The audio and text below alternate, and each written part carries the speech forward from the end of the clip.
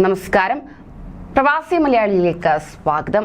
പ്രവാസികൾക്ക് തൊഴിൽ ചെയ്യാൻ ഏറ്റവും അനുയോജ്യമായതും ഇഷ്ടപ്പെട്ടതുമായ ഒരിടം തന്നെയാണ് ഗൾഫ് മേഖല എന്ന് പറയുന്നത്. ഗൾഫിൽ തന്നെ ഒട്ടുമിക്കതും മലയാളികളാണ് തൊഴിൽ ചെയ്തു വരുന്നത്. പ്രവാസികൾക്കേറെ പ്രിയം UAE ആണെങ്കിലും കുവൈറ്റും സൗദി അറേബ്യയും ഒക്കെ ഒട്ടും പിന്നിലല്ല. ഇവിടെയും ഒരു നല്ല ശതമാനം പ്രവാസികൾ കാലാകാലങ്ങളായി തൊഴിൽ ചെയ്തു വരികയാണ്. ഈ ഒരു അവസരത്തിൽ കടുത്ത തീരുമാനങ്ങൾ കൈക്കൊള്ളുമ്പോൾ ഇത് പ്രവാസികളെ വലിയ ദുരിതത്തിലേക്കാണ് വലിച്ചിഴക്കുന്നത്. അത്തരത്തിൽ കടുത്ത തീരുമാനങ്ങളാണ് കുവൈറ്റ് കൈക്കൊള്ളുന്നത്. ഇതിനോടകം തന്നെ നിരവധി പേർക്ക് തൊഴിൽ നഷ്ടപ്പെട്ടിട്ടുമുണ്ട്. ഇപ്പോഴാ മറ്റൊരു വാർത്ത കൂടി കുവൈറ്റിൽ നിന്നും പുറത്തു വരികയാണ്. അനധികൃതമായി രാജ്യത്ത് താമസിക്കുന്നവർക്കും നിയമവിരുദ്ധ പ്രവർത്തനങ്ങളിൽ ഏർപ്പെടുന്നവർക്കുമായി കുവൈറ്റിൽ നടക്കുന്ന പരിശോധനകൾ തുടരുകയാണ്. കഴിഞ്ഞ കുറച്ച് നാളുകളായി ഇതിനോടകം തന്നെ നിരവധി പേരെ നാടുകടത്തൽ കേന്ദ്രങ്ങളിലേക്ക് മാറ്റിയിട്ടുണ്ട്. ഒക്ടോബർ 22 മുതൽ 28 വരെ സുരക്ഷാ വിഭാഗങ്ങൾ നടത്തിയ പരിശോധനയിൽ ആയിരക്കണക്കിന് പ്രവാസികളാണ് അറസ്റ്റിലായിരിക്കുന്നത്.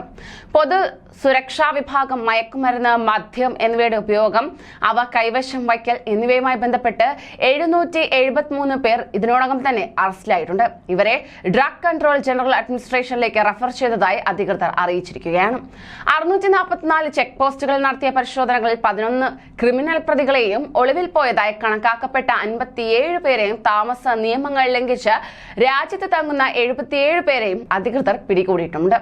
ഒരാഴ്ചയ്ക്കുള്ളിൽ തന്നെ 1014 ട്രാഫിക് അപകടങ്ങളാണ് രാജ്യത്ത് റിപ്പോർട്ട് ചെയ്യപ്പെട്ടത്. ഇതിനിടെ ജനറൽ ട്രാഫിക് ഡിപ്പാർട്ട്മെന്റ് ഒരാഴ്ചക്കിടയിൽ പ്രവാസികളുടെ 18,991 ഡ്രൈവിംഗ് ലൈസൻസുകൾ പരിശോധിച്ചതിൽ 69 ലൈസൻസുകൾ അനധികൃതമാണെന്ന് കണ്ടെത്തി റദ്ദാക്കിയതായും കണക്കുകൾ ചൂണ്ടിക്കാണിക്കുന്നു. അതേസമയം അബു ഖലീഫ മേഖലയിൽ മസാജ് സെന്ററിന്റെ മറവിൽ അനാശാസ്യ പ്രവർത്തനങ്ങൾ നടത്തിയ കേസിൽ 16 സ്ത്രീകൾ അറസ്റ്റിലായിട്ടുണ്ട്. 15 സ്ത്രീകളെ മസാജ് പാർലറിൽ നിന്ന് മറ്റൊരാളെ അൽ മുബാറക്കയിൽ നിന്നുമാണ് പിടികൂടിയതെന്ന് പ്രാദേശിക അറബിക് ദിനപത്രം റിപ്പോർട്ട് ചെയ്തിരിക്കുന്നു. അൽ മുബാറക്കയിൽ നിന്നും പിടികൂടിയത് കഴിഞ്ഞ 11 വർഷമായി ഒളിവിൽ കഴിയുന്ന അനധികൃതമായി താമസക്കാരിയാണ്.